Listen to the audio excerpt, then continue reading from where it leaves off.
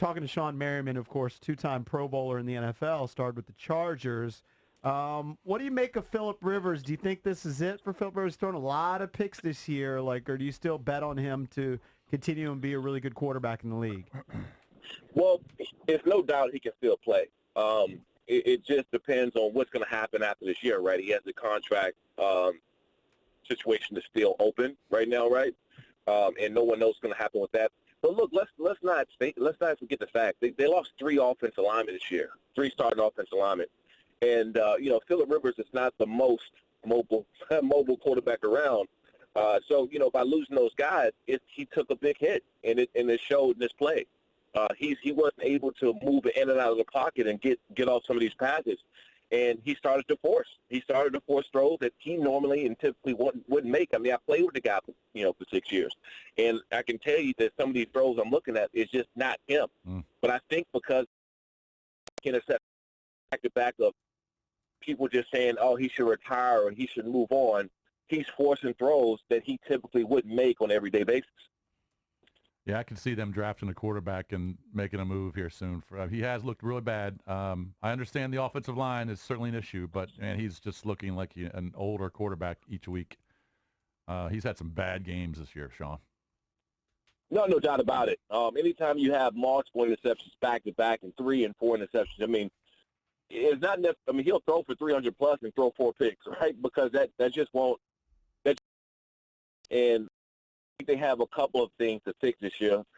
They lost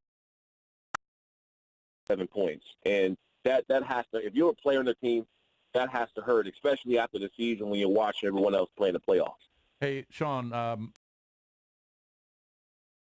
talking about the show, of course, you were there, and you were drafted in 2005, so you were there, early 2000s. Loxley's going to lose some guys here. Now, maybe he's kind of cleaning house, but he's going to lose McFarland and Leak. They're going to go with pro.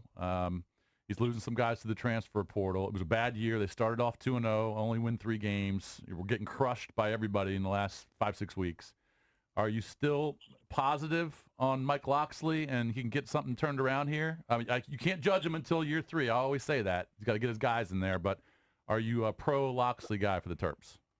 No, absolutely. No question. I still have a lot of faith in him. I knew this year was going to be kind of shaky. I didn't think 3 wins shaky, but yeah. I did think it was going to be kind of shaky because you have a coach that's coming in who's one of the best recruiters in the nation. And he's back home in his hometown in that D.C., Maryland, Virginia, where I always say has some of the best talent in the country between D.C., Maryland, and Virginia. I mean, you keep these guys home, and you can compete with anybody in the country. You can compete with the Michigans and Ohio States. You just have to keep these guys home. The problem is you come into a program and you don't have it all your guys yet. You don't have in your weapons and your system and everything you're trying to implement because you have to not really clean house, but, there is a change that's going to happen, and it takes a little bit of time. All right, Shawne. Well, best of luck, man. Love connecting with you. We did something with him on Junks TV, following him on draft day. I remember. You've been great to the show. Was that 2004?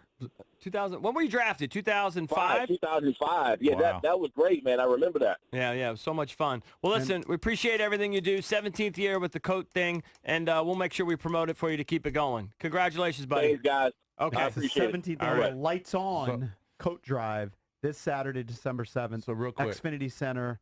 You show up at 3:30 with your coats, and you got the Maryland game against Illinois at 5.